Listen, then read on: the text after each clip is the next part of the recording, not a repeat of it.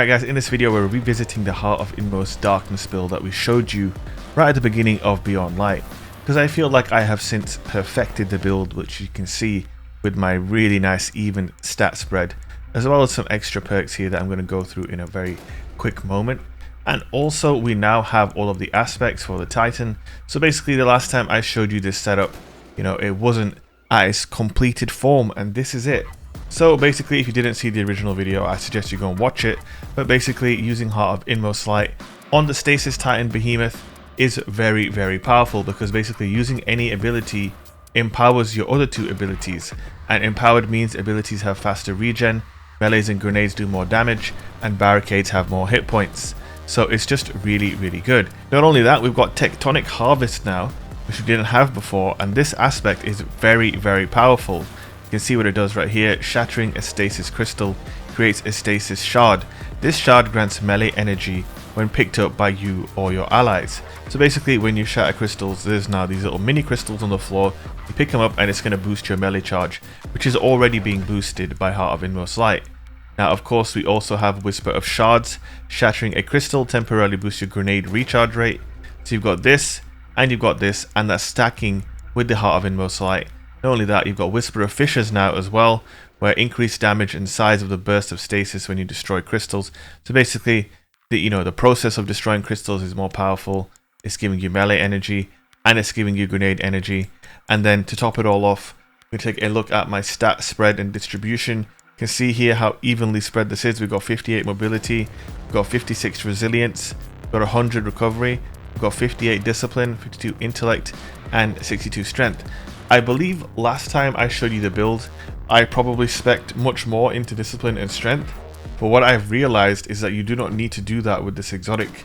Basically just popping the shield, plus those perks on the Behemoth subclass, plus stuff like outreach on my mark, means that I am getting my abilities incredibly quickly, no matter what happens, especially if you make a successful combination of your abilities. So say you freeze someone with the Glacier Grenade, and then you fly into them. That's going to make you empowered ×2. You're going to have Tectonic Harvest. You're going to have increased damage from freezing someone. You're going to have increased grenade recharge rate. There's so many buffs going on your screen that it's hard to keep up with what's going on. On top of that, I'm going to go through the perks now on my armor pieces. You can see we've got Taking Charge on our helmet. We've got stacks on stacks on our gauntlets. We've got Radiant Light on our chest piece to give us 38 strength. We have got High Energy Fire, obviously, to get more damage when we're charged with light. And then we have Powerful Friends for increased mobility. And we have Outreach, which basically recharges your melee when you pop your barricade. So the amount of synergy here is off the charts.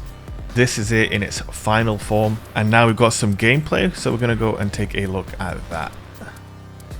Alright, so here we go. We are in the Crucible and we have just thrown a Glacier Grenade. We just slid through it. We're empowered. We've got increased grenade recharge rate. We meleeed a guy. Now we're empowered ×2. We've got Roadborne. We've got increased everything. Just look at the abilities. Lights out metal. Let's go. Pop a barricade.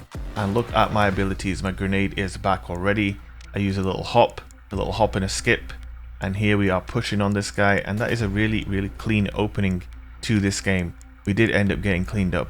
But that is a nice little opening, and I think that little opener right there, it shows you everything that this exotic does for this subclass. When your neutral game is this strong, an exotic that just buffs your abilities is as good as it gets. See here, closing the gap on that guy, moving really fast, and pop a barricade here, and again, our abilities are going to start recharging incredibly quickly, and it's going to be very nice. Combining it with my favorite weapon, the Chaperone, and people are getting chaperoned, they're getting grenaded, they're getting meleeed. Ooh, I probably could have killed him with a headshot there if I hit that, but we didn't. We just about missed it. Speaking of headshots though, we popped that guy in the head. Turn around, there should be a guy behind us, and he does not know what's going on, so we are taking full advantage. Now using our grenade to freeze a guy who was trying to melee me. Slide through that thing, Tectonic Harvest, improve regen. We're going to get our abilities back so quickly. I actually think there I forgot to pick up my crystals. And again there, I'm using the wall to get a little bit of a higher angle, popping my super. Now we're in a dust field grenade, but it doesn't matter because we can counter it with the Shiver Strike. And the super is just absolutely insane. This might be the best roaming super there's ever been in this game. I think because there's a very small learning curve to this super, people don't understand how good it is. I had some guy yesterday, I made my video talking about why Behemoth is so good it makes all the other Titan classes feel unenjoyable to play. I still stand by that. Someone left a comment saying that Striker Titan could counter and Thunder Crash can counter Stasis, but dude, if someone knows what they're doing on Behemoth, you will not kill them with a roaming Striker Titan super. You will not, like, it's not going to happen. Same goes for Sentinel. You just freeze them with the heavy attack and then you can do what you want. You can literally freeze them over and over again. I've done it many times, you know, just to make funny clips. People have no, they just don't know, boys and girls. They do not know, but we know, right? We know, because we are here, enjoying this content, enjoying that Tectonic Harvest and that Empower. Melee is back, someone pop Storm. Hey, well, I can just leave that area and let them get fried like an omelette. Me, not so much. Not so much.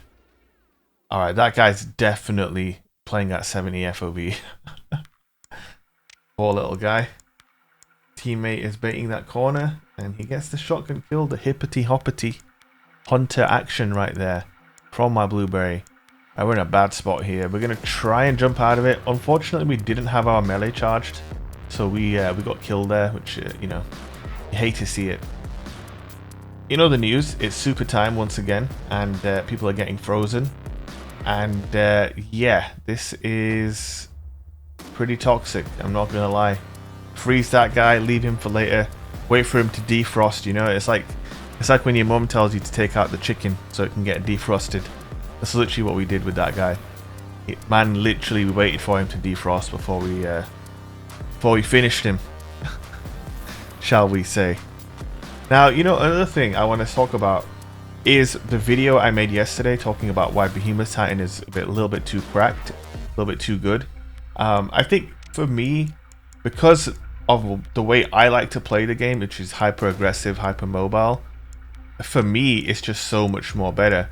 But if you don't care for playing like that, you can still make the other Titan classes work, especially I would say bottom tree hammers, and then bottom tree striker is also good for aggressive play. So maybe it's just me, you know, maybe because I'm such an ape, this class was just made for me, you know, jumping around, sliding around, flying through the air with a big punch. You know, this is just something that I really enjoy. Now, another thing I was thinking about doing was a tier list video for Stasis Titan exotics. What are the best exotics for Behemoth in PvP? I'm obviously not going to do it about PvE. And my opinion, it's kind of hard, man. The Heart of Inmost Darkness perfected build could well be the best, but there is one exotic that I think makes Stasis Titan even scarier, and that is everyone's old hated Titan exotic, the One-Eyed Mask. Now, the reason why I think One-Eyed Mask is a real contender for best Behemoth exotic is because this subclass, rightly so by the way, does not provide you any way to heal yourself. Yes, you can regenerate your abilities a bunch of different ways, and your abilities are absolutely insane. So it makes sense that, you know, this class doesn't offer you any way to heal yourself. And obviously, One-Eyed Mask doesn't just heal you to full health, it also gives you an overshield when you kill someone who shot you. So combining stasis with healing and overshields is, for me, incredibly powerful. And when you consider as well, you've got Tectonic Harvest and Whisper of Fishes on Shard, which gives you your grenade and melee energy back when you shatter crystals. And then you've got stuff like Bomber, Outreach, and Distribution to give you a little bump to your, you know, grenade and melee. It means you can get your abilities up pretty quick on One-Eyed Mask as well. But it must be said, it's nowhere near as quick as you get them with this. And when you consider how powerful the abilities are for this class, then there's a very strong argument for Heart of Inmost Light. Now, another old favorite Titan exotic would be June Marchers. Personally, I haven't used June Marchers with the Stasis Titan yet. I've basically been going back and forth from Heart of Inmost Light and One-Eyed Mask, because I think those two are the ones that offer the most to the Behemoth Titan. Junes are still going to be extremely fun. and obviously with the Shiver Strike getting the June Marcher arc charge, that's pretty nasty as well. But yeah, the top two are Heart of Inmost Light and One-Eyed Mask. In this video, we showed you the Heart of Inmost Darkness perfected. Hope you guys enjoyed it. If you did, don't forget to leave a like and subscribe, and I will see you guys in the next video. Peace.